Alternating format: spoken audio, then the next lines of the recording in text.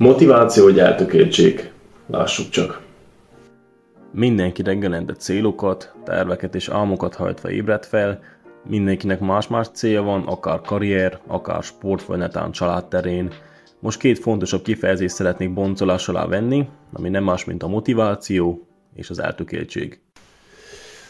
Nem kell aggódni, nem leszek se life coach, se semmilyen motivációs tréner, azt meghagyom azoknak a személynek, akik ezt csinálják, ezt szeretik, vagy inkább ezt szeretik csinálni, úgyhogy amiről igazából én beszélni fogok, az az én kis történeteim, illetve az én kis személyes tapasztalataim, amelyek erre a két kis kifejezésre így jobban ki fognak térni. Szóval úgymond az én saját nyelven fogom átadni ennek a két kifejezésnek a számomra lévő jelentését.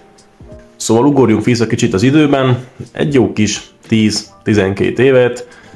Általános iskolás voltam, amikor úgymond az egész edzéssel én legelőször találkoztam, amikor is ismerkedtem a street workouttal, fegyencedzéssel, utcai edzéssel, többféle megnevezése van ennek a sportágnak. Ugyebár nekünk nem volt sosem egy rendes street workout parkunk, hanem az iskolai sportpályának az ott maradt ilyen kis vasból készült rudakat és hasonlóan mindegy, akár egy ilyen szőnyegporoló rúd, úgy kell elképzelni, azokon mi elkezdtünk húzózkodni, tolózkodásokat csináltunk.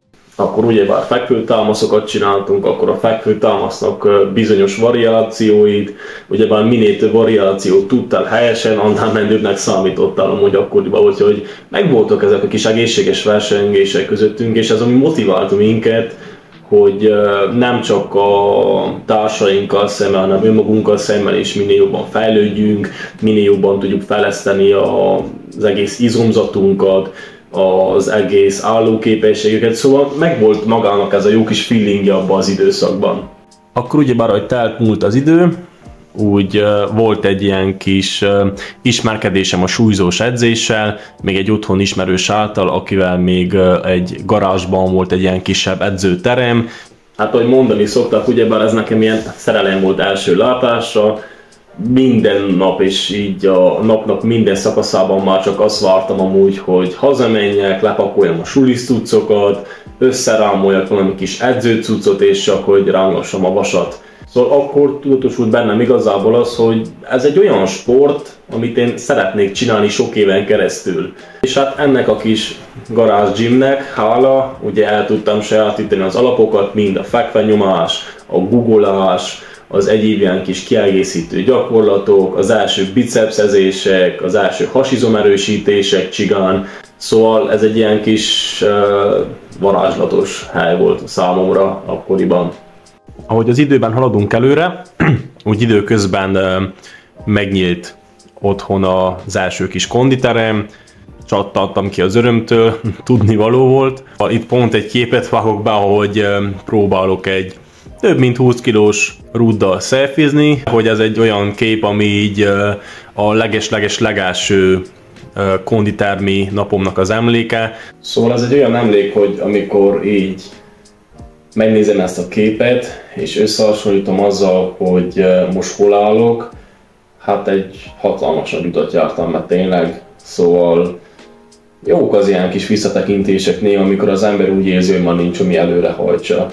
Jók ezekre így visszagondolni, azokra az időszakokra, azokra a kis momentumokra, amíg miatt elkezdi az egészet az ember, az egész sportot, az egész edzést, mert hát azért minden okkal történik, azt tudjuk szerintem mind az egészen. Most nagyobbat fogok ugrani az egész időben, ugyebár én ma suli után elkerültem az egészségügyi képzőbe. Hát ott az az igazság, hogy eléggé elhanyagoltam az edzést, nem az volt az első számú dolog, hogy az edzésre tudjak fókuszálni, hanem akkor a tanulmányaim voltak a legelsők. Így az edzés egy olyan 3-4 éven keresztül sajnos ilyen kis havi 1-2 edzésben kimerült. Úgyhogy a következő mozzanat, amit így bemutatnék, az a Budapesten való edzéseim, a Budapesten való fejlődésem, mivel itt Budapesten is az első 1-2 évenben próbáltam visszavezetni a sportot, Hát kitérek majd erre is, hogy hova alakultak a dolgok. Szóval, hogy az előbb a videóban is említettem, hogy az első 2 évben próbáltam valamennyire visszavezetni az edzéseket, próbáltam valahogy formába lendülni, így kényes-elvesen, de elértem egy olyan szintet, amikor sikerült a legelső 100 kg-os megkanyomásom. Nagy eséllyel szerintem most már nincsen felvételem, biztos, hogy nincsen, na mindegy. És akkor egy ilyen kis ötlet támadt a fejembe, hogy miért nem állok át inkább az erőemelésre? Vagy miért nem próbálok meg egy kicsit kompetitívan versenyezni önmagammal? És akkor így jött az egész erőemelésnek a bevezetése az életembe. Úgy gondoltam, most egy kis montást fogok bemutatni nektek, néhány felvételt, néhány képet arról is, hogy az elmúlt 1 évemnek az erőemelői mi voltja, miben mutatkozott, voltak sikerek, voltak bukások, voltak sérülések, de hát épp ezért szép az egész sport. Úgyhogy most mutatni fogok néhány felvételt még az 1 évvel ezelőtti kezdésről, fogok hozzácsatolni olyan videókat, hogy jelenleg hol tartok.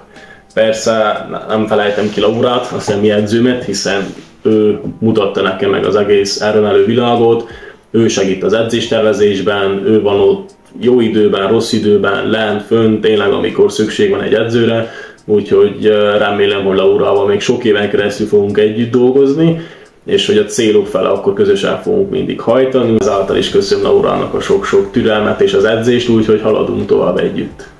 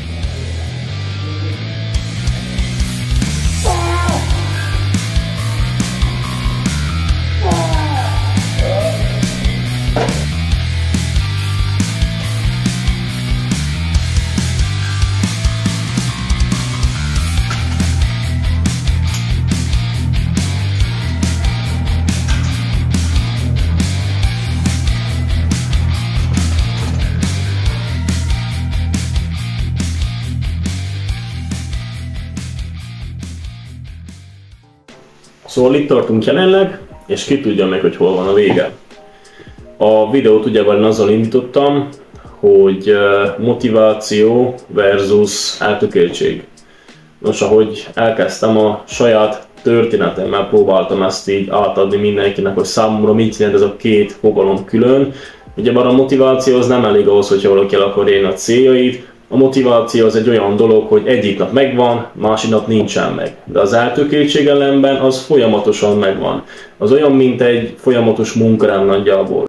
Hogy te fölkelsz reggel, attól független, hogy neked ma milyen programod van, ha neked az a terved például, hogy te ma mindenképp el akarsz menni edzeni, akkor megteremtette annak a körülményeit. Szóval itt nincs olyan, hogy most nincs kedvem, nem megyek edzeni, vagy rossz az idő, vagy itt fáj, vagy ott fáj, szóval ezek kifogások. Ezek olyan kifogások, amelyek a motivációt mindig torzítani fogják. A sportban én ezt látom, én ezt találtam meg egy bizonyos ideje, hogy eltökéltséggel lehet csak is nagyobb eredményeket elérni, és ez egy olyan napi rutint, egy olyan tervet tud neked berögzíteni, amivel tényleg napról napra közelebb tudsz kerülni a végső célodhoz. Remélem, hogy ez a videó kicsit érdekesebb volt, mint az első, sőt, eléggé így próbáltam így igazából magamból is mutatni egy darabot, plusz ezt a 2 kifejezést, ezt a 2 nagy erejű kifejezést is így beleépíteni és körülírni, hogy számomra ezek mit jelentenek. Ha hasonló tartalmakat szeretnél még látni, vagy érdekel az egész utam, akkor kérlek dobj egy lájkot, kövess be és találkozunk a következő videóban. Mindenkinek szép napot kívánok, hello!